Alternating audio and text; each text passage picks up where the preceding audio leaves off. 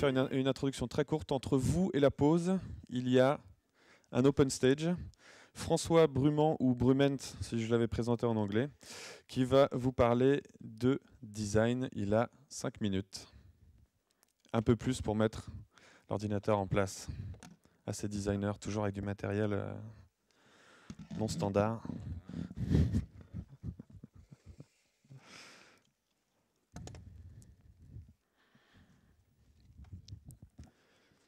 François. Hello, excuse me for my presentation in French. Obviously, it's a short time, 5 minutes, so it will be easier for me. And we also we will come back to yesterday's presentation around changing objects. On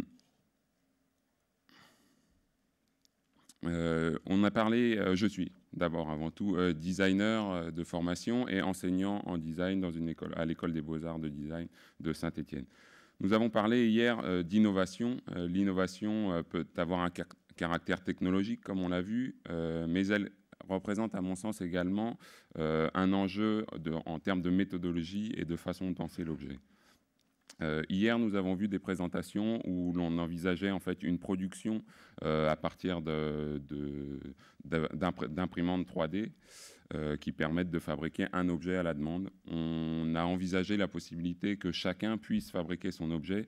Il me semble que l'enjeu aujourd'hui n'est pas forcément de nous allons donner les moyens à chacun de fabriquer ses propres objets, mais il me semble qu'il est important de les accompagner dans cette démarche.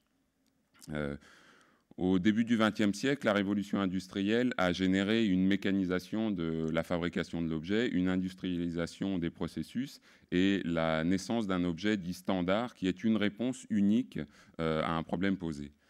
Aujourd'hui, le numérique décrit d'autres schémas qui reposent, si on regarde la façon dont on agit sur Internet ou dont on agit avec des applications interactives, il n'y a pas une réponse unique à un problème donné, mais un ensemble de réponses possibles qui évoluent en fonction des souhaits de l'utilisateur.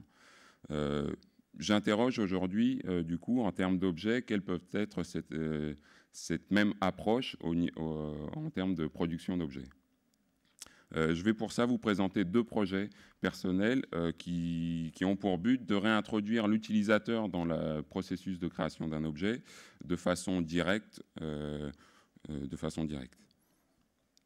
Ici, il s'agit d'une série de chaises dont on propose un modèle de base qui évolue en fait dans le temps et dont l'utilisateur va pouvoir arrêter le processus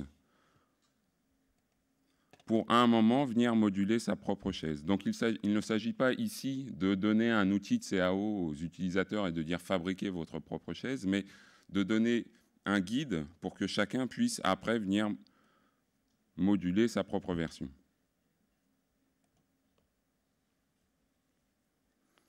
On est du coup dans une telle série d'objets face à une gamme qui évolue au travers de multiples variations. Une autre approche pour faire participer l'utilisateur dans le processus de création de l'objet est de lui façonner un outil qui va lui permettre de s'approprier complètement une forme. Ici, une série de vases dont la forme est générée par le son de la voix.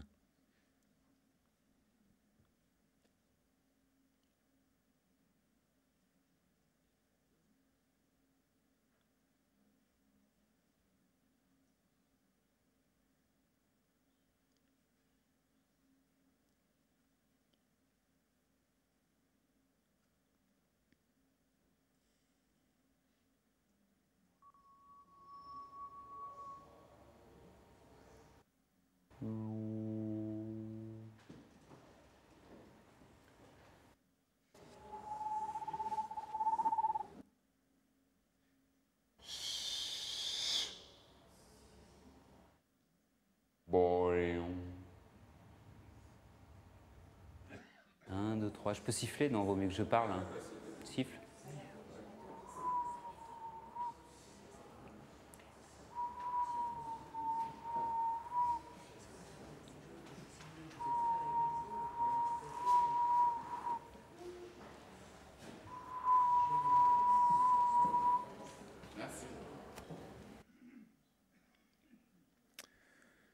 Donc sur un tel projet, il me semble que l'innovation est certes d'une part technologique, mais elle relève également de la façon dont, en tant que designer, je vais permettre aux utilisateurs de venir créer leur propre création à partir de ces technologies-là, sans les laisser face à la feuille blanche. Et ici, il s'agissait de créer un outil aux règles simples qui sont plus je vais parler fort, plus la forme va être large, et plus je vais parler longtemps, plus le vase va prendre en hauteur. Donc il s'agit ici de donner juste 2 règles simples et qu'après, chacun puisse se les approprier pour moduler sa propre variation de l'objet. Donc en conclusion à ces 2 rapides présentations, en fait, il me semble que l'enjeu aujourd'hui, si on doit parler d'impression 3D, ces technologies-là ont déjà une vingtaine d'années, en fait. Elles ne sont pas si innovantes que ça, si on les regarde par rapport au caractère historique. Il me semble qu'il faudra une bonne vingtaine d'années pour qu'elles s'inscrivent éventuellement dans les maisons de chacun. Mais je crois qu'avant tout, il faut... Si ça a été fait, en tout cas, en termes du graphisme, au passage à l'interactivité au web, je pense qu'en matière de design, aujourd'hui, et en matière de création d'objets, plus généralement, on n'a pas encore innové en termes de façon de penser et de s'approprier le médium numérique. Merci.